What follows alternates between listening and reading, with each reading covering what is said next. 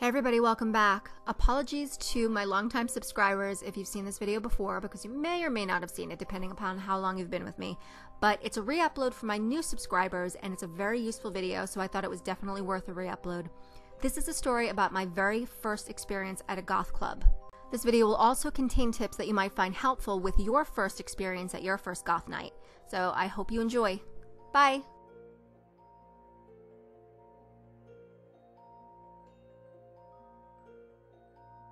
Hey everybody, welcome back. It's my birthday in 3 days, and I'm coming to find that with each passing birthday, I'm looking forward to them less and less. I imagine this is either something that's going to get progressively worse or something I'm going to gradually come to terms with. I, for one, hope it's option 2. So this, of course, gets me thinking about the years gone by, and I thought I would make a video about my very first goth club and tips on getting you through your very first goth club. Not really through like it's an ordeal or something, but you know what I mean. So it was 1994, and I was living on Long Island at the time. We had just moved back from Florida, and it was a club called either The Shop, Wonderama, Voodoo Lounge, or Caffeine, depending on which portion you were going to, because it was basically all of those names. It was located in a massive warehouse, and I believe either Dix Hills or, no, not Dix Hills, I'm sorry, Deer Park, Long Island. It's massive, in an industrial area, and aptly named as well.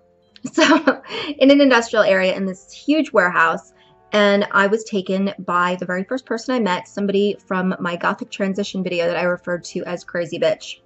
So she took me to this club, and I'd been at clubs before, like teen clubs and things like that, but there were clubs that played things like, you know, chart hits and pop and things like that. So it really wasn't any comparison to what I was about to witness / experience, which in my opinion was freaking amazing. So on the nights that it was called The Shop, it was every Sunday that there was no school on Monday, or every single Sunday when it was the summertime. And that's because it was an all ages event. So it was pretty much open to everybody. And of course this would be a dramatic experience. Why wouldn't it be? So upon entering this club, the first thing I hear is Nine Inch Nails' Terrible Lie. And I think this is around the time that Downward Spiral actually had first come out. So we're walking through the hallway, and it was like a corridor really that just snaked, and it seemed to take forever. And I don't know why, it just seemed like, in my memory, it just seemed like we're walking through this corridor super slowly, and which made it all the more dramatic, unless I'm just, you know, glamorizing it in my head. So we're walking through. Terrible Lie is playing, and I look up at the walls, and there's like gargoyles, and there's candles, and finally we snake left, and the room opens up. The walls are black, everything is black. There are cages, there are gargoyles, and I'm just in awe.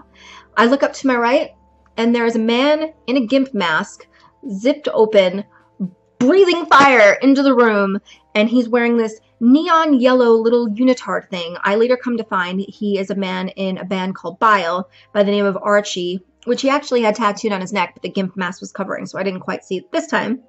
So he's doing this gyrating dance while he's randomly breathing fire into the room. So I saw a lot of ripped tights, a lot of Doc Martens, a lot of band t-shirts, but with fishnet arms beneath it, a lot of crow makeup, which today would probably sound really cheesy, but at the time it wasn't at all. It was still very new, very alternative.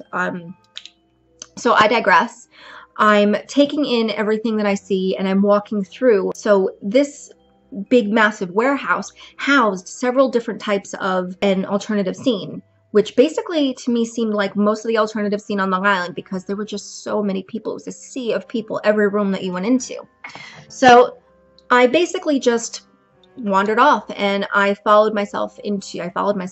went into the next room, which was the haircutting room. It wasn't so much a haircutting room as much as a shave your head room. I think that's all they really could do. There was just buzzers. People were just basically getting their head shaved, and you would choose the bits of hair that you wanted to keep, and that was your haircut. In this room, there was also a caiman, which is a pygmy alligator, which you probably already knew, but for some reason I felt like telling you. So going through again, it was basically each room led you to another room. So exiting this room was what they called Caffeine. This was the raver room. And this was before ravers were like cheesy and cliche and I guess more commercial. They were more part of the alternative crew. And they were, you know, dancing along to their repetitive music. And, you know, I don't really like techno, but to each their own. So it was from this room that I could see the outside, and it was all open. It was like a garage door that had been open, and I can see beyond them a whole outside area, which again is filled with people. And there was a school bus, graffitied, and smoke just billowing out of the windows, which people didn't seem to mind. And there were people coming in and out of the bus, looking incredibly high. So obviously they were turning the bus into a massive bong. Okay. I veer to my left and I see that there's a big, massive patio. And there are people of so many different alternative scenes. It was just, I mean, you had punks with their big mohawks, and you had goths, and you had industrial, and then you had some people that you really couldn't quite categorize. And at the time, I was just so interested, but I didn't talk. I didn't talk to anybody. I just really wanted to look. I'm a people watcher, really. Kind of makes me sound creepy, but I've always really been that way. I'm just sort of an observer. And that's basically it. Nothing really remarkable that I can remember really happened that night, other than me just being in a bit of a cloud, as well as a cloud of fucking pot being stood outside with that bus. But just a overall cloud of mystery and awe, because this was something I'd never experienced before, and I was just very excited about it. And this was really the point that changed me. And it was at that point that I wanted to go to goth clubs every weekend. And all of my clothes, I just started ripping up, and I wanted to go out and find black dye, because the clothes that weren't black, I wanted to dye them black. And this, it was an interesting time for me. And I hope that your first time in a goth club is just as fun and intriguing.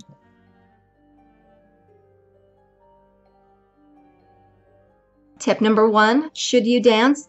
Do not judge your experience on your first dance, because you may have walked around in your gothic platform boots. You may have even danced in them in your living room experimentally. But I promise you this, once your feet hit that dance floor, you are going to be like a newborn baby deer. That first dance is always the hardest. This is not something that ends after your first experience at the goth club. This is something that is ongoing. The first dance is basically like the first pancake of the batch. It's a fucking mess. But you throw that pancake away, and every single pancake after that is absolutely fine. Unless, of course, you're a big drinker, in which case you really won't mind anyway, but just be mindful of the other dancers. Tip number 2. One does not simply dance to a Sisters of Mercy song. Their most popular song isn't exactly average length, so you're committing at least 10 minutes of your time to an intermediate cardio session. True story, I remember dancing to Lucretia My Reflection at a club called The Bank in New York City, and this was, I would say, 1998. I would say, yeah, it's about 18, so 1998.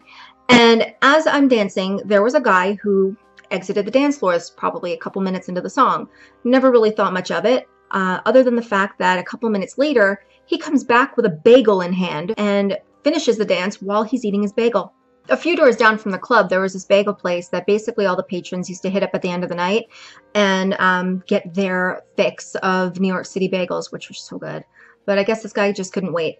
I used to get a sesame with cream cheese and thin slices of tomato with a Nantucket Nectar's mango and orange juice.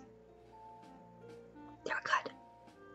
Something we got used to very quickly is the fact that every now and again you'd get these random drunk groups of yuppies that would find their way into the goth clubs just to see what this goth thing was all about. And no one really cared that they were there until they took up valuable space on the dance floor.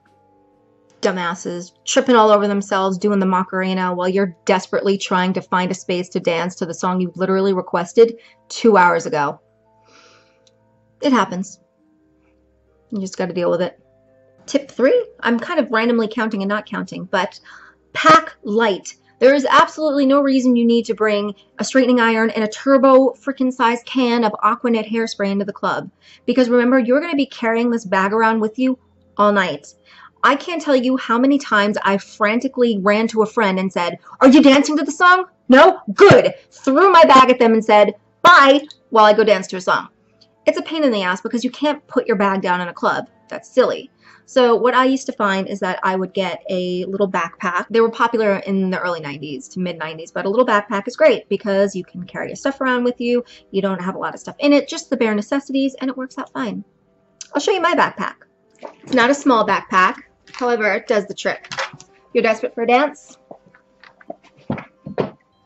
Just throw it on. And you're good to go. I think we're on 4. So nothing will make you more aware of the club's lighting situation quite like a trip back from the bathroom. For some reason, club patrons like to redesign the restroom to, I guess, take on the look of the restroom of a water park. The floors are soaking wet. There's toilet paper all over the place. We don't need to flush them down the toilet or put them in the garbage pail. No, the floor is just fine. It's fine. This could lead to you exiting the bathroom with a trail of toilet paper from your foot, which is immediately illuminated like a fucking beacon, which everyone's eyes are drawn to. It's disgusting, a little embarrassing, so just check your feet before you leave the bathroom. Bring gum. Bring mints. You're going to be in a social situation where you're undoubtedly going to be speaking to people, but in close proximity because the music is loud. I cannot tell you how many times somebody has entered into a conversation with me and I found myself immediately wondering if they had just sucked on a fart. For the sake of everyone, breath mints, gum, doesn't matter.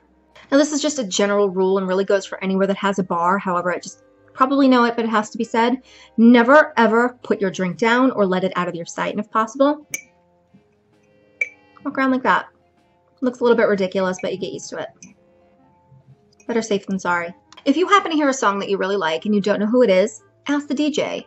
They are a musical plethora of information and they want to promote these bands and they will undoubtedly recommend other bands to you. So when in doubt, ask the DJ. Now I'm going to kind of go off a little bit on personal experience. You may feel as like the new person, a little bit of an inclination to want to prove yourself. Don't do it. Resist the temptation. So as I said in the beginning of the video, my very first goth club was actually located on Long Island. Now my very first city goth club, that was a whole different experience because city goths, they are way up there. They were super intimidating. They were die-hard seasoned veterans of the goth scene. And we essentially, we didn't want to be seen as posers. So the very first club in the city, it felt like really going to a goth club for the first time, like the real thing. It was a club called the Bank. No, I'm sorry, the Bat Cave. Bank came second. It was the Bat Cave on West 30th in New York City, and it was so intimidating. My friends and I, ranging from 15 to 16 years old, we really felt like we had a lot to prove because we wanted to basically have everybody know that we belonged. So we had the jitters. I remember specifically for myself, I had a lot of reasons to feel inadequate. I'm new, I'm young, I basically knew nothing compared to what they did about the music, so I had a lot of reasons to feel inadequate. Now myself, it's always been in my nature to be this silent observer. I sort of just sit back, wander, and really take everything in. However, that doesn't mean I didn't have to resist the urge every now and again to showboat. For example, this is Frozen Autumn playing. This is a really obscure band. How do I let everybody in this room know that I know who this band is? Some of my friends, on the other hand, took the approach of establishing themselves and looking back, acting very obnoxiously by way of acting out and letting themselves be known or recognized, bombarding the regulars with the whole history of whatever band happened to be playing at the time or the life story of Roz Williams. So I guess my final tip is try to suppress any urge you may feel to prove yourself because you don't have any less right to be there than anyone else does. There's nothing wrong with getting into an open discussion, but there's definitely a big difference between an open dialogue and shameless bragging. It comes off condescending and nobody likes a know-it-all. Just don't sweat everybody else's opinion of you. You're already making a good impression simply by showing up and just being yourself. Unless, of course, your true self happens to be an asshole.